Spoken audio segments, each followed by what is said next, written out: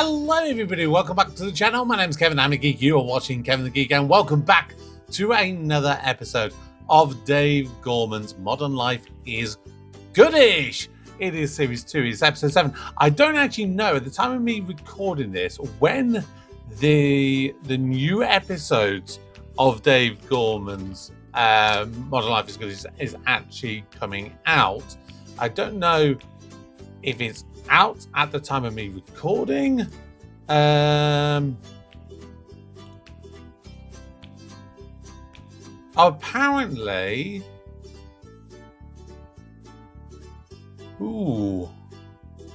looks like it was released on the 24th of February. So I'm recording this on the 6th of March.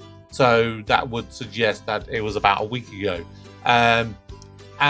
And interestingly, I'm literally as I'm looking at this, it turns out that apparently there was obviously going to be 4 originally. Actually, only 3 came out, and one of them was dropped apparently due to it containing significant amounts of material pertaining to Greg Wallace and his BBC television programme Inside the Factory.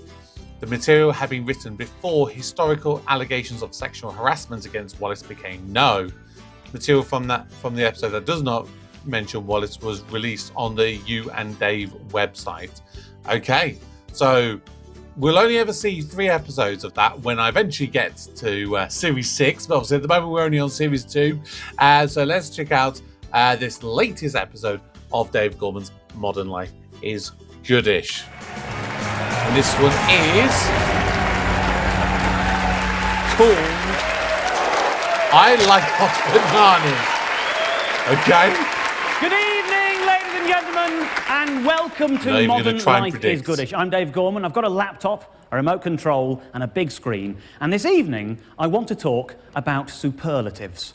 What I want to start by talking about is superlative abuse. And when I say that, I don't mean abuse that is really well achieved, topo, bravo, congratulations to you, sir, on your abuse. I don't mean that. Not like that time when Mrs. Gorman sighed and said, "Why is Katie Hopkins on TV? She's like a weird experiment where a blind person's been asked to paint Princess Diana onto a racist horse." It's not like that. I don't mean like that, no. It's one of those phrases, isn't it? A bit like where people say, make poverty history. Yeah? I mean, I know that it means make poverty a thing of the past, but every time I hear it, I think someone must have done something really memorable in the world of poverty. Never before has a politician done so much to drag so many into lives of squalor. He really is making poverty history there, Brian. What I mean by this is the abuse of superlatives. The abuse of the superlative adjective, and immediately I say that, I can feel a few people thinking, oh no, he's going to be one of those grammar Nazis, isn't he? And now I feel a few people thinking, what's a grammar Nazi? So for those who don't know, this is a grammar Nazi. This is the kind of thing I'm talking about. This is a typical tweet from a grammar Nazi. It really isn't that difficult to use correct spelling and grammar. I think this might be me. Be professional and disciplined in everything that you do for the cause. That's a grammar Nazi, and I can feel a few people think, well, it's not that bad. But what you've got to bear in mind is that was a tweet from the American Nazi Party. So that really is. That really is the purest form of grammar Nazi. Not sure purist is the wisest word to use when you're talking about those people. It plays into their own ideas in some way. Now, what I mean, anyway, is I want to defend the true meaning of superlative adjectives. Now, for those who don't know what I'm talking about, tall is an adjective, okay? Taller is the comparative adjective. You use it to describe one thing compared to another. Tallest is the superlative adjective, and they mean different things. You use tall to describe someone who is tall. Nobody would describe, say, Ronnie Corbett as tall, yeah?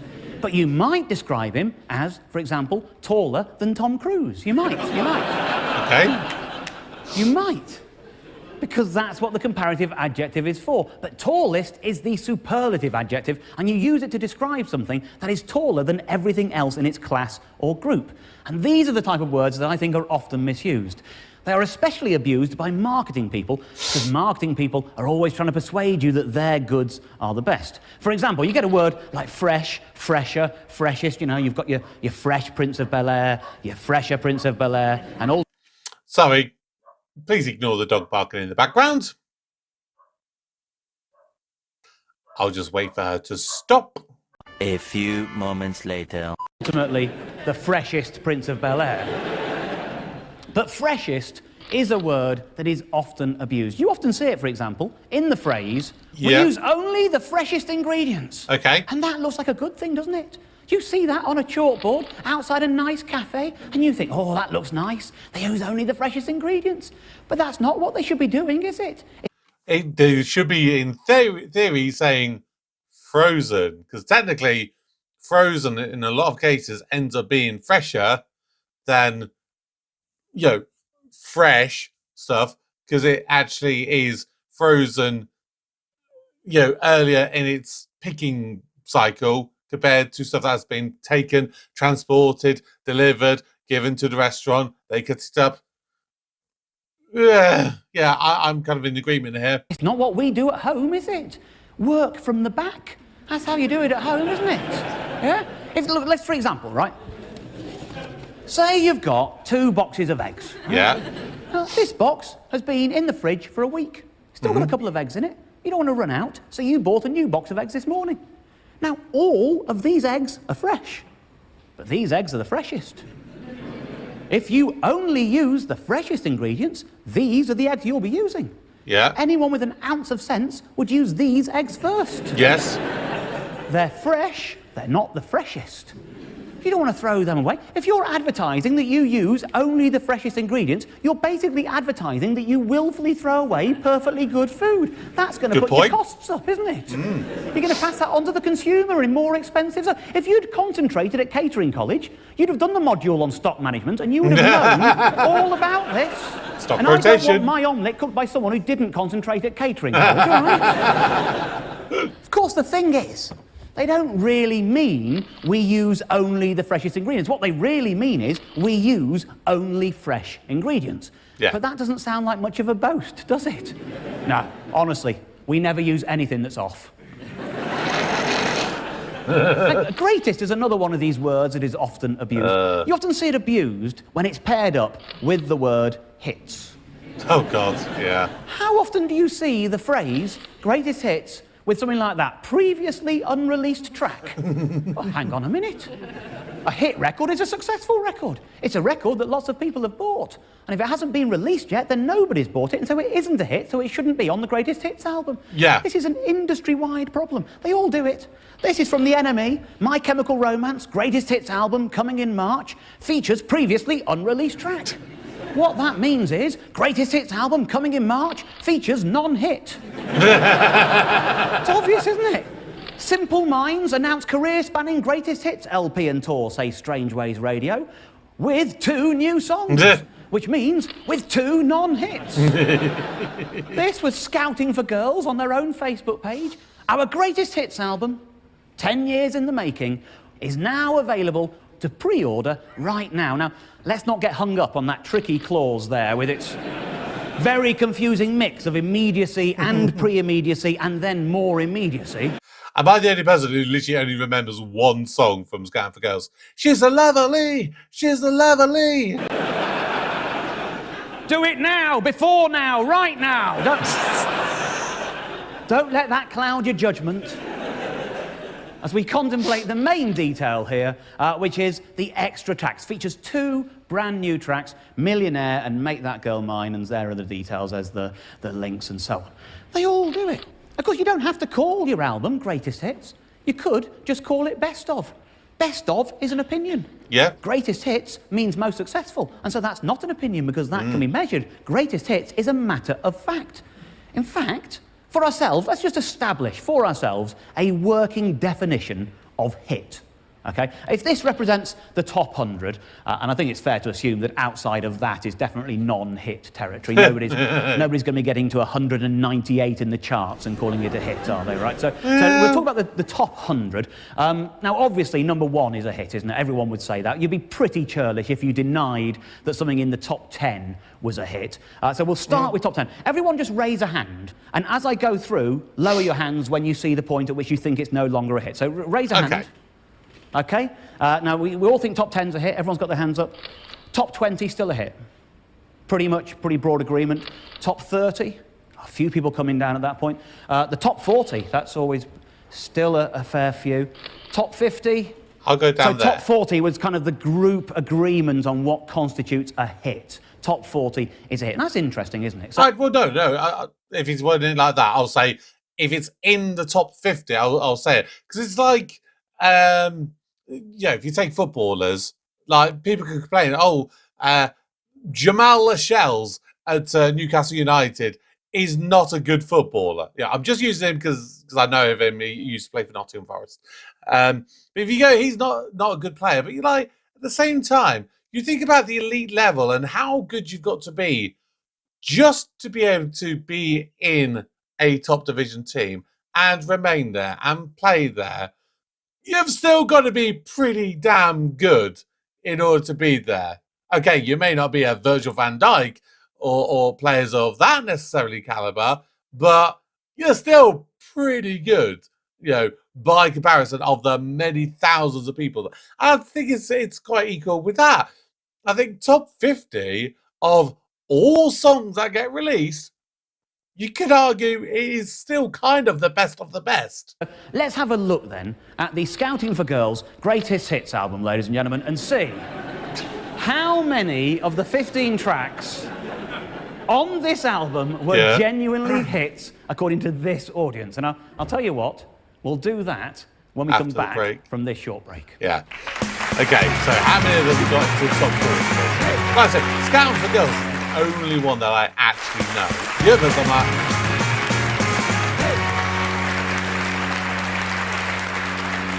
Welcome back, ladies and gentlemen, to Modern Life is Goodish, where we have been discussing the way the phrase greatest hits is so often abused by the record industry, and we were about to examine the Scouting for Girls Greatest Hits album to see how many of its 15 tracks genuinely qualified as hits. So let's have a look at the album. There it is, and here are the 15 tracks that are on it. Let's separate those, move those down there, and then take the top 6 up there. And I say the top 6, ladies and gentlemen, because the first 6 singles on this compilation are all from their first studio album, which was released in 2007, and as you can see, was named after the band and featured this rather pleasant artwork. So how did the first 6 singles fare in the charts? Well, there they all are. Let's see how the chart positions went. Obviously, the first single there, She's So Lovely, that's probably the most famous one, isn't it? That? Yeah. She's so lovely, she's so lovely, she's so lovely. That one. And they were all, the first 3, they were hits. We decided that top 40 is what constitutes a hit. They had 3 top 10 singles right out of the gate. That is an amazing achievement. Well done to them. 3 top 10 singles straight away. That's a success story. It was followed by a 31 and then a 40. Oh, look at that. It's a hit, but it's in off the woodwork, isn't it? Yeah. But it is a hit. I Wish I Was James Bond does qualify. And then the final single they released from that album got to 198. Oh. 198, and it's on the Greatest Hits album? Blimey. Now, there were 2 more studio albums. There was 2010's Everybody Wants to Be on TV, with its more colourful artwork there, and then the 2012 release, The Light Between Us, which is my favourite of the artwork designs. Pretty good artwork, ladies and gentlemen. So here are the tracks from those 2 albums. The first single from the second album, that was their biggest hit. It got to number 1, ladies and gentlemen. You know that. This Ain't a Love Song. That's the, She's So Lovely, She's So Lovely. She's So Lovely, that one. But then the others, the kind of law of diminishing returns kicks in, and you can see it slides away a little bit. Don't be fooled by the X's, by the way. They mean did not chart, unless you're Roman, in which case, congratulations on 2 more top 10s. And then there's the 2 extra songs that they've added on at the end there as well. Now, this is interesting, because what they've done is they've put them on the album in chronological order of release, which seems odd to me, given this post on their Facebook page. Hello again. We're incredibly proud and excited to share our greatest hits album. Track 1 will be She's So Lovely. Yep. And we'll be announcing the track listing exclusively via Facebook and Twitter each day next week. Now, when you say you're going to announce something exclusively on social media each day, bit by bit, drip by drip, doesn't that kind of suggest that there is some mystery and intrigue to it? That you might have constructed some kind of narrative arc or bounced around between the albums? When you read that, aren't you supposed to think, oh, I wonder what they've included, and I wonder what order they're in? Eh? Well, it turned out the answer was every single we've ever released and in the order we released them. I That's like a font designer saying, I've come up with a brand new font. The first letter's going to be an A. And I'll reveal which other letters I've done and in what order I'm arranging them exclusively over the next 25 days. Ooh, what's it going to be? Now, it should be fairly obvious from the get-go that if a greatest hits album is to be as advertised and contain only greatest hits, then these songs have to go. They do not meet your chosen criteria of what is a hit. Okay. Now, some people, they get upset about this. They think there's a song I liked there, and now it's gone, and that makes me sad. I wanted to enjoy that. That's a song I liked. I liked listening to it. That doesn't make it a hit, does it? It's not as advertised, is it?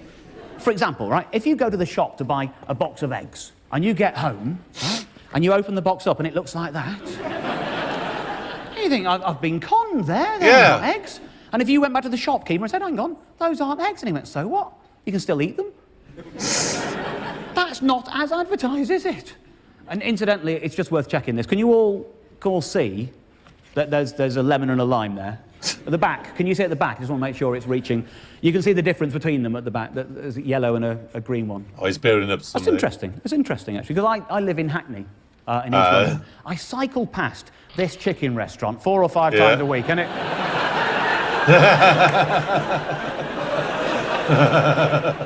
It's been doing my nutting, that has, though. Look at that! I know you can get a green lemon, but that's a lime, isn't it? Yeah. That's a lime, and that says lemon. In green. Who writes the word lemon Put in lemon green in yellow. Anyway. Oh, anyway. Well, that's by the by. Back to the album. Let's bunch all of these tracks up there, Lane. Now those, what you got there, are the hits. And that is a hell of a successful career. Well done, Scouting for Girls. Congratulations to you. But the album is not called Hits.